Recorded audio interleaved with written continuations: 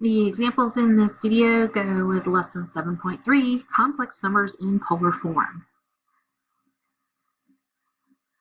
Example 1, graph the complex numbers in the complex plane.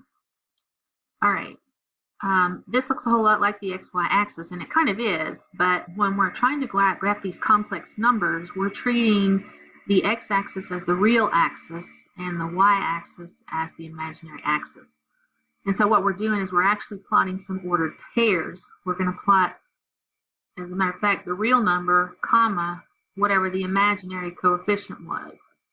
And so in this case, we're going to be plotting the point -1 and +3. So for part A, if we go backwards 1 and up 3, now we have plotted the point -1 plus 3i. Now, some books will draw this as a vector or as a ray, and they will draw it from the origin, like so. And your textbook is not doing that for this particular unit, so all we really need to do is to plot the point.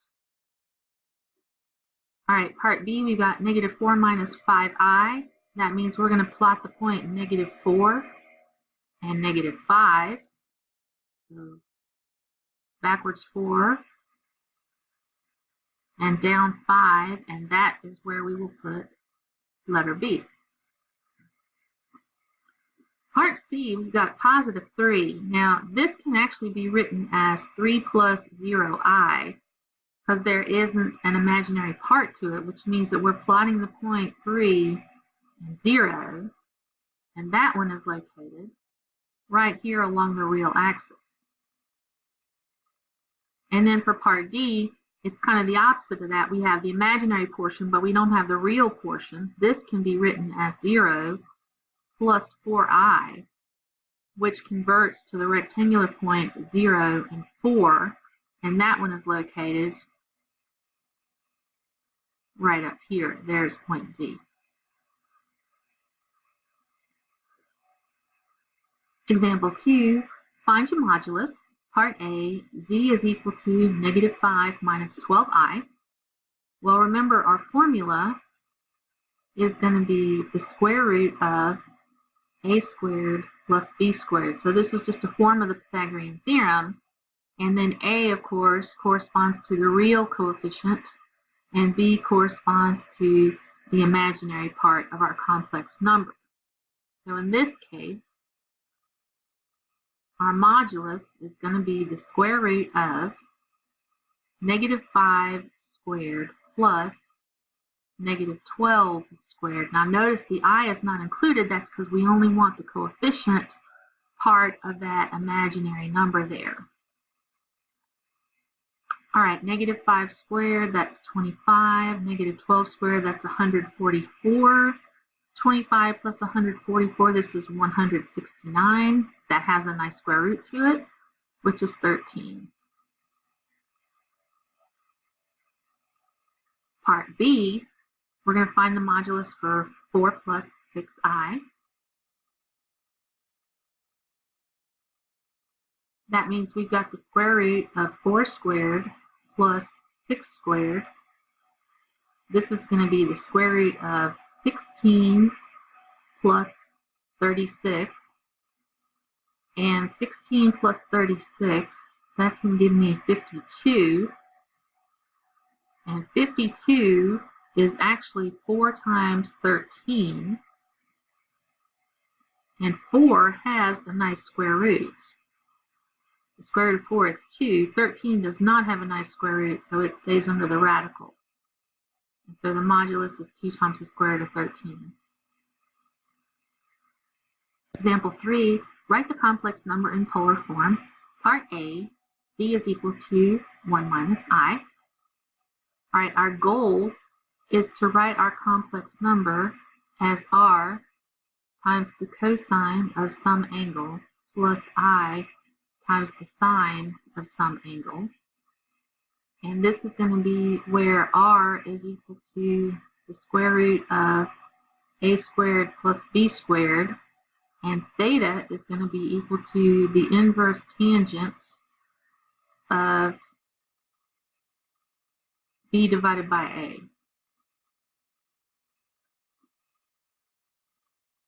All right, let's look at part A. Let's find R first.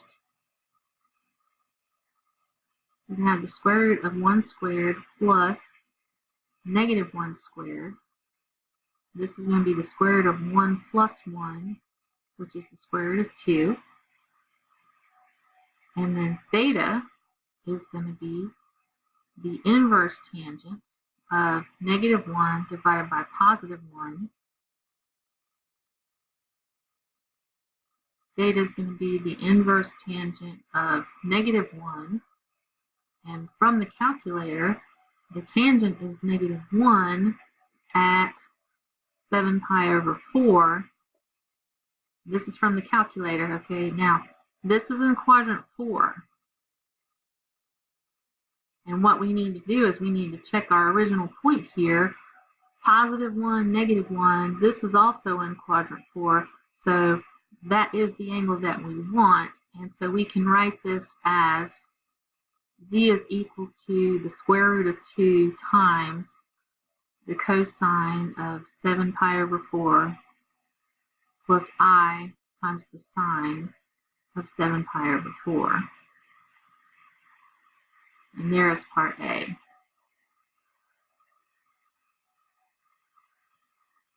Now let's look at part B. We got z equal to 3 plus 4i. We'll find r first. This is going to be the square root of 3 squared plus 4 squared. This is the square root of 9 plus 16, which is the square root of 25, and that has a nice square root, so that's going to be 5. All right, theta is going to be the inverse tangent of 4 divided by 3, and if we were to put that into the calculator, it's not going to give us something off the unit circle. It's going to give us an approximation to an angle, whether it's in radians or whether it's in degrees. And so your book is leaving these in their exact form. And in fact, since this does not simplify nicely, this is considered to be in exact form. Now, if we were to put this in the calculator, it would give me an answer that's in quadrant 1. My point up here in B, if I were to graph it, we would be graphing the point positive 3, positive 4. This is also in quadrant 1, so this is in fact the angle that I want. Now, when I write this in its complex form, it's going to look a little bit weird. But Z is going to be equal to my R times the cosine of the inverse tangent of 4/3 plus I times the sine of the inverse tangent of 4/3. And so what we're doing is we're just treating this right here like theta. And instead of having a nice pretty number like we did here and here, we have to leave it like this so that it's in its exact form.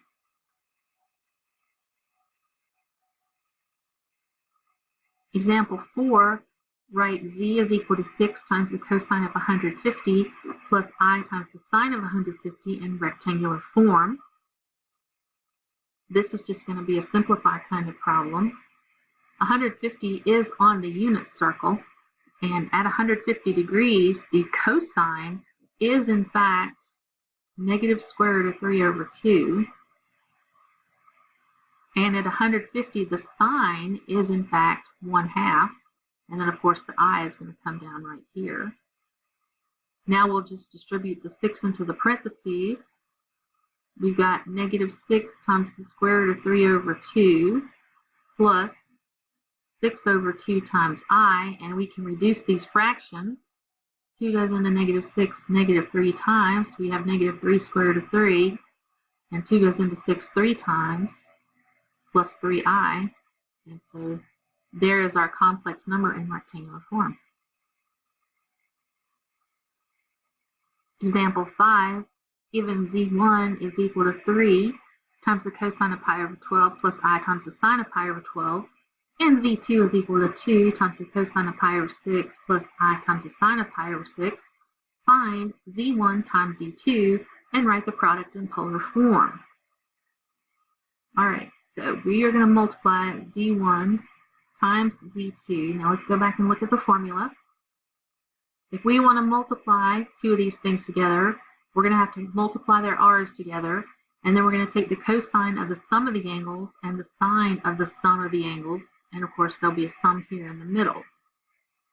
Okay, so we're going to multiply the r's together. This is going to be 3 times 2, and then we're going to have the cosine of the sum of the angles. So this is going to be pi over 12 plus my other angle over here, pi over 6, plus I times the sine of the sum of those angles, pi over 12 plus pi over 6. All right, we can simplify this a little bit. 3 times 2 is actually 6.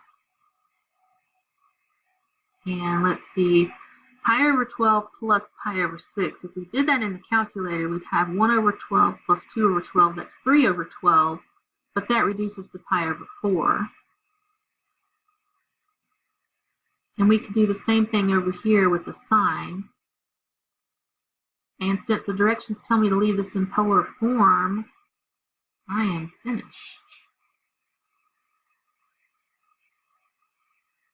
Example 6, given z1 is equal to 18 times the cosine of 75 degrees plus I times the sine of 75 degrees, and z2 is equal to 2 times the cosine of 255 degrees plus I times the sine of 255 degrees.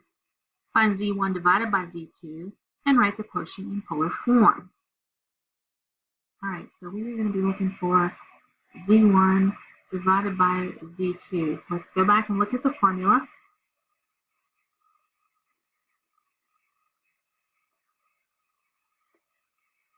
If we're going to be dividing two of these numbers in their polar form, then we're going to divide r1 by r2. We are going to subtract the angles, and then we're going to add that to the sine of the difference of the angles as well. And we also need to be sure that z2 is not equal to 0. That's so we're not going to be dividing by 0. Okay. R1 is 18, so we're going to have 18 divided by 2 times the cosine of the difference of the angles, so 75 minus 255, plus I times the sine of 75 minus 255. Let's simplify this a little bit. 18 divided by 2 is 9. The cosine, let's see, 75 minus 255 is going to give me negative 180.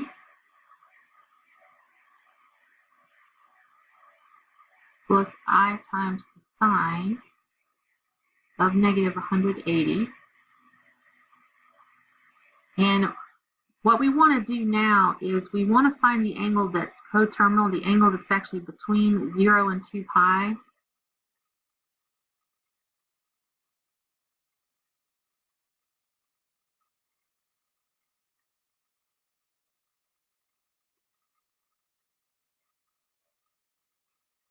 We're going to find our angle so it's between 0 and 2 pi. Negative 180 is not between 0 and 2 pi. It's not between 0 and 360 either.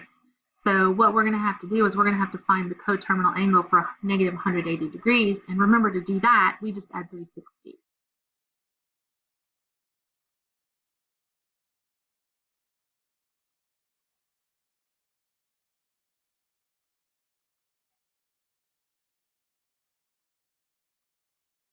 Negative 180 plus 360, it's going to give me positive 180. And so this is going to simplify into 9 times the cosine of positive 180 degrees plus I times the sine of positive 180 degrees. And again, the problem tells me to leave my answer in polar form, So I am finished.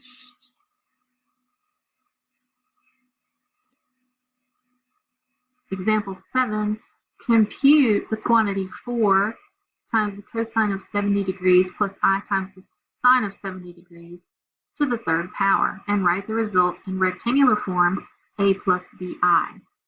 All right, this is going to require us to use de Moivre's theorem. So let's back up one slide and see what that looks like. If our number is in polar form, like so, and we know that n is a positive number, then we can raise our polar number to any power, as long as it's a positive integer, by using the following formula right here. And then, of course, all we did was just distribute the n into each of these. We distributed it to the r and also to the parentheses. Now notice, when we bring the n to the parentheses, it ends up being multiplied by the angles. And this is how we do it in words. We raise z to a power, raising the modulus to the nth power, and then multiplying the argument by n. Of course, the argument is just our angle there. All right, so there's our plan. We're going to take, I'm going to rewrite this, 4 times the cosine of 70 degrees plus I times the sine of 70 degrees to the third power. Now, according to de Moivre, we're going to do 4 to the third power times the cosine of 70 degrees times 3 plus I times the sine of 70 degrees times 3. All right, let's clean this up a little bit. 4 to the third in the calculator is going to give me 64. And inside 70 times 3, that's 210. So you have the cosine of 210 plus I times the sine of 210. Now the directions tell me to put it back in its rectangular form, and right now it's in polar form, so we're going to have to simplify this a little bit further. 210 is on my unit circle. As a matter of fact, at 210 degrees, the cosine is negative square root of 3 over 2. And at 210 degrees, the sine is negative 1/2. And now we'll distribute this the 64 inside. We have negative 64 times the square root of 3 over 2 plus negative 64 over 2 times I. And then this fraction right here can reduce. This gives me negative 32 times the square root of 2. And this fraction right here can reduce. This gives me negative 32i. And now I have my number in its rectangular form.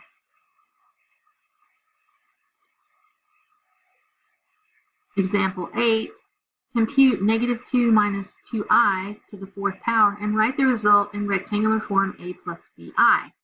Okay, we're going to apply de Moivre's theorem here, but we can't do that until my number back here is actually in polar form and it's currently in rectangular form. So the first thing I want to do is convert negative 2 minus 2i into its polar form. All right, the modulus here, z, which we said was also r, is going to be negative 2 squared plus negative 2 squared, and this is square rooted. This is going to give me the square root of 4 plus 4, which is the square root of 8, but 8 is just the square root of 4 times 2, and 4 actually has a nice square root. It is 2. All right, so our r is going to be 2 times the square root of 2. All right, theta. This is the inverse tangent of negative 2 divided by negative 2. That means we're looking for the inverse tangent of positive 1. And if we were to put that in the calculator, it would give us 45 degrees. Now, this is in quadrant 1. but our original point right here is in quadrant 3. So what we need to do is make sure that our angle matches up in quadrant 3, and right now it's in quadrant 1. All right, so in quadrant 3,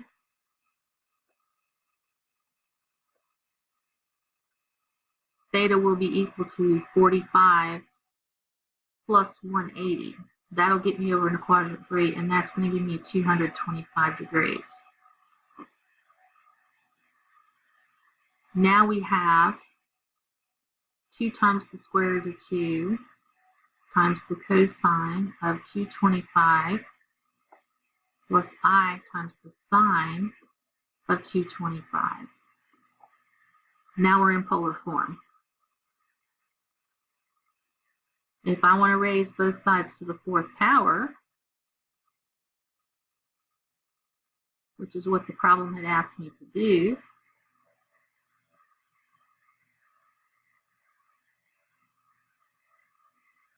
it'll look like this. Now we can actually use de Moivre's theorem. We're going to take the r value there. This is 2 times the square root of 2. And we're going to raise that to the 4th power. And then this gets multiplied by the cosine of 225 times 4 plus I times the sine of 225 times 4. All right, in the calculator, 2 times the square root of 2 to the 4th power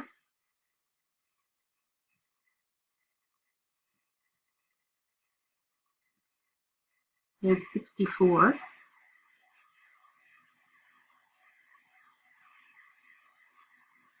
And then 225 times 4 is 900.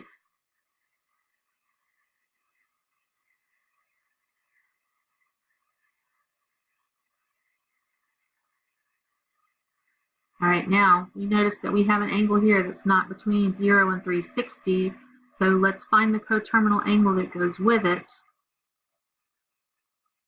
And we can do that by subtracting 360 until we get a number that's between 0 and 360. So let's see, 900 minus 360, that's 540. Not between 0 and 360. Let's subtract 360 again. That gives me 180.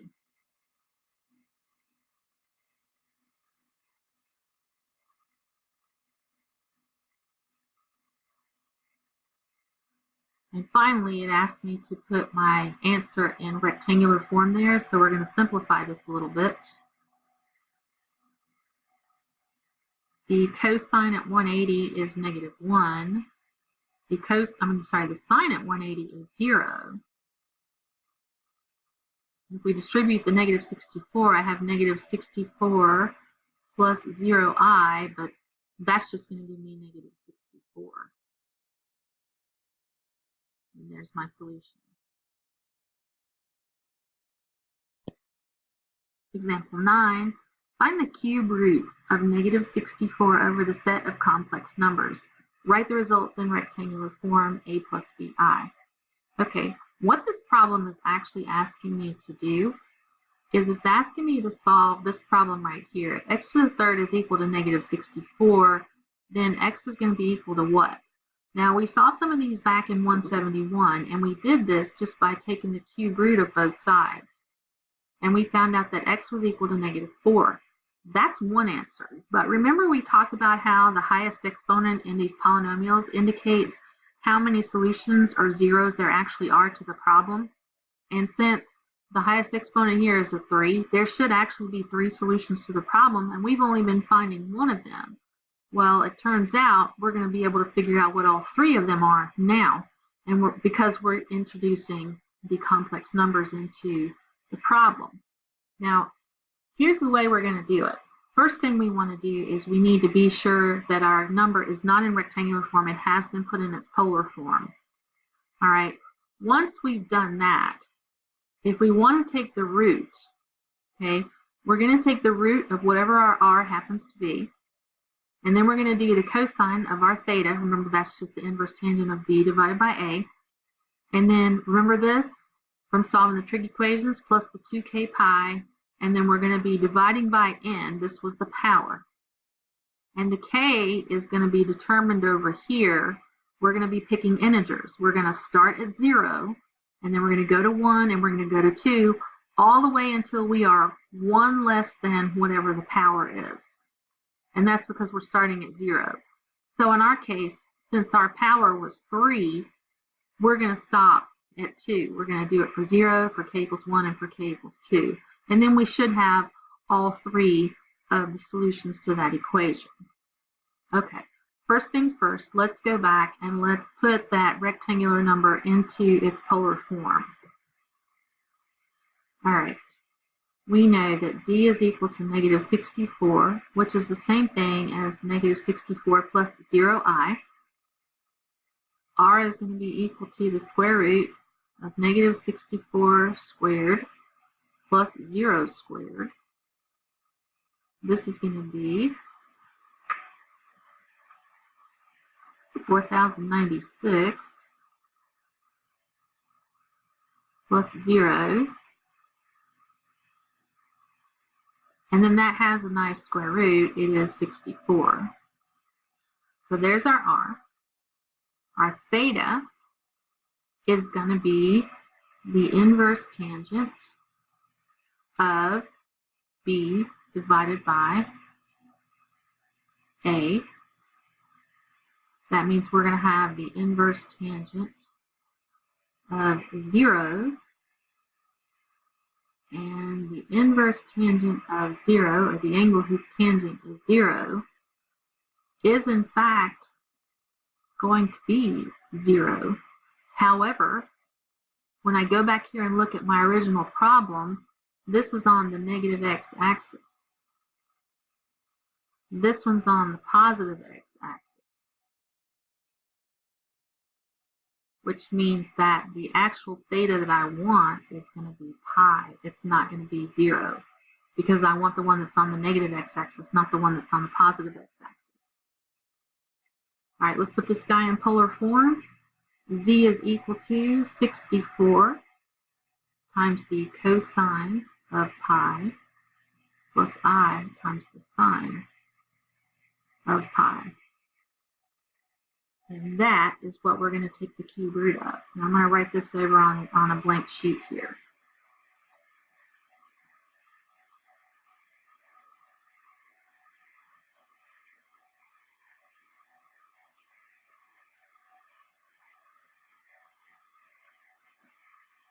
All right, now we're going to take the cube root.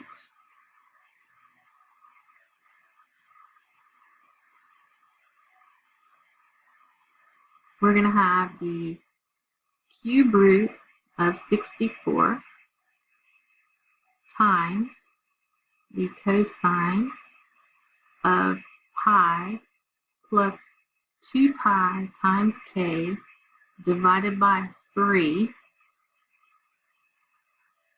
plus I times the sine of pi plus 2 pi times k divided by 3. That's our formula, right? We took the cube root, we've got our angle plus 2 pi times k divided by the root, and then theta plus 2 pi times k divided by the root for the sine. And now we're going to do our k substitutions. If k is equal to 0, then z is going to be equal to the cube root of 64 times the cosine of pi plus 2 pi times 0 over 3 plus I times the sine of pi plus 2 pi times 0 over 3. The cube root of 64 is 4. 2 pi times 0, that's just going to give me 0, so we're taking the cosine of pi over 3. Over here, 2 pi times 0 is 0, so we're also going to be taking the sine of pi over 3. And let's see, how are we writing our answers? All right, they need to be in rectangular form, so we need to simplify this a little bit. At pi over 3, the cosine is 1/2, and the sine is the square root of 3 over 2. If we distribute the 4 in the parentheses, we'll have 4 over 2 plus 4 square roots of 3 over 2 times I, and then we'll reduce our fractions. We'll have 2 plus 2I times the square root of 3. So there is 1 root. Now we start all over again with k equals 1. If k is equal to 1, then z is equal to the cube root of 64 times the cosine of pi plus 2 pi times 1 over 3 plus I times the sine of of pi plus 2 pi times 1 over 3. Let's simplify that a little bit. Cube root of 64 is 4. Over here, 2 pi times 1, that's 2 pi. 2 pi plus pi, that's 3 pi. And 3 pi over 3, that's just pi. So we have the cosine of pi plus I times the sine. And this one's going to end up being exactly the same thing. And remember, we're supposed to put this into rectangular form. So the cosine of pi is -1, and the sine of pi is 0. If we distribute the 4 inside, we'll have -4 plus 0I, which is just -4. Now that one, we already knew that one, because we knew the cube root of -64 was -4. All right, we're almost finished. We have 2 of them, and we're looking for 3 cube roots. So we gotta do one more k substitution, and this is going to be when k is equal to 2. When k is equal to 2, z is going to be equal to the cube root of 64 times the cosine of pi plus 2 pi times 2 over 3 plus I times the sine of pi plus 2 pi times 2 over 3. Cube root of 64 is still 4. All right, let's simplify this. 2 pi times 2, that's 4 pi. 4 pi plus 1 pi is 5 pi. And 5 pi over 3 is just going to be 5 pi over 3. And the same thing is going to happen over here with the sine. All right, let's convert this back into its rectangular form. At 5 pi over 3, the cosine is going to be positive 1/2. Hang on, sorry about that. I'm going to take that away.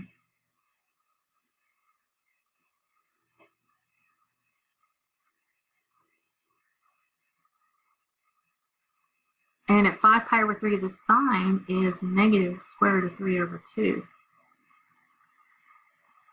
And when we distribute the 4 inside, we're going to have 4 over 2 plus -4 square roots of 3 over 2 I. And if we reduce our fractions, we'll have 2 minus 2I times the square root of 3. And there is our other cube root. So the 3 cube roots of -64 are 2 plus 2I times the square root of 3, -4, and 2 minus 2I times the square root of 3. Example 10, find the 4th roots of 3 plus 3I times the square root of 3 over the set of complex numbers. Write the results in polar form using degree measurement for the argument. Okay, remember what we have to do first. This is actually the rectangular form of our number. So let's turn it into its polar form. R is going to be equal to 3 squared plus 3 times the square root of 3 squared. And we want to square root that. This is the square root of 9 plus 27 That gives me the square root of 36, which has a nice square root. It is 6. Theta is going to be the inverse tangent of b, 3 square roots of 3, divided by 3. Theta is going to be the inverse tangent of the square root of 3. And in the calculator, and we're going to be in degrees for this,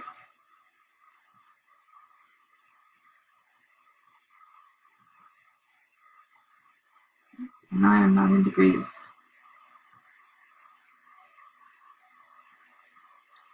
I'm getting 60 degrees. Okay. This is in quadrant 1. And when I go back and look at my problem here, which is positive 3 square root 3, this is also in quadrant 1. That is the angle that I want. And so my polar form is going to be 6 times the cosine of 60 degrees plus I times the sine of 60 degrees.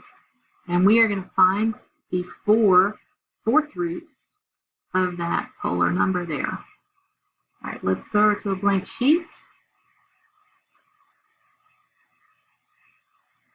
And I am rewriting our number up here.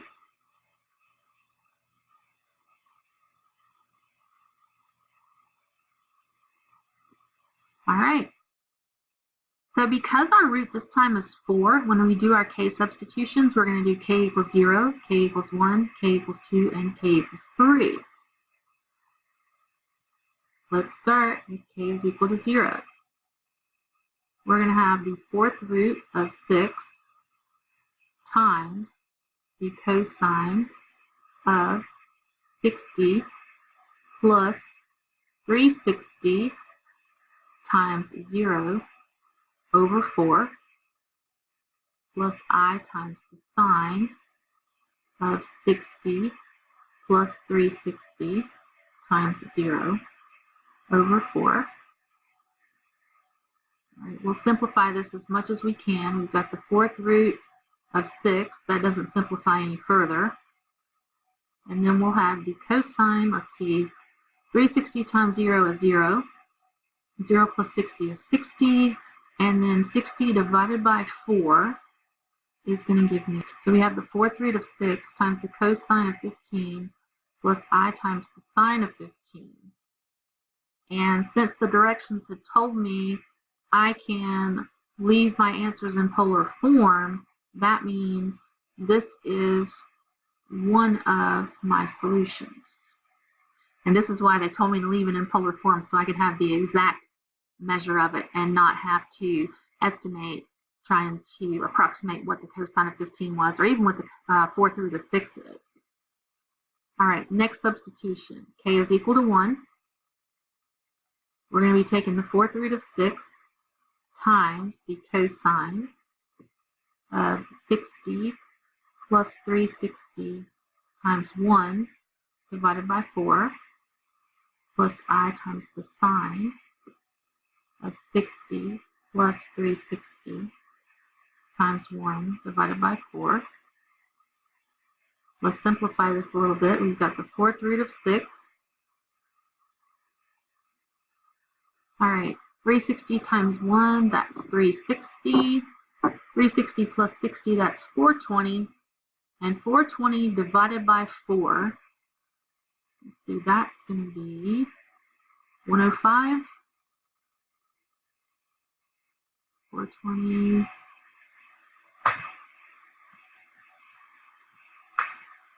Yep, it's 105. Okay.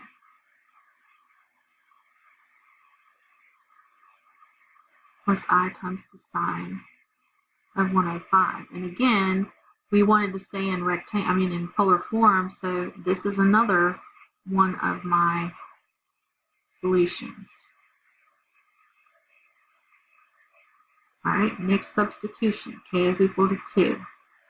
You got the fourth root of 6 times the cosine of 60 plus 360 times 2 divided by 4 plus I times the sine of 60 plus 360 times 2 divided by 4.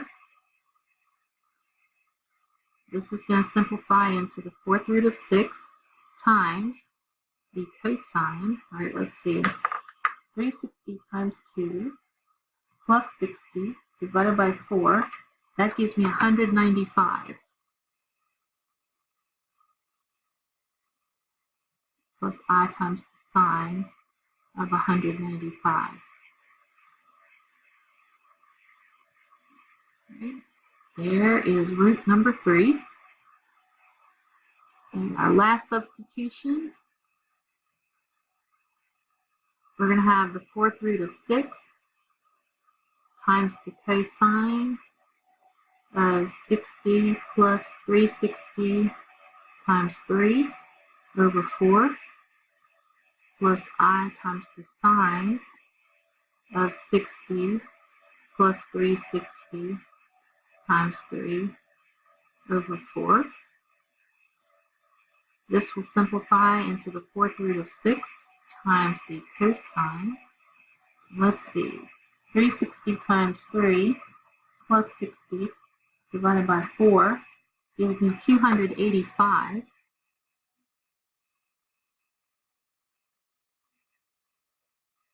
plus I times the sine of 285. And there is the fourth root for 3 plus 3i times the square root of 3.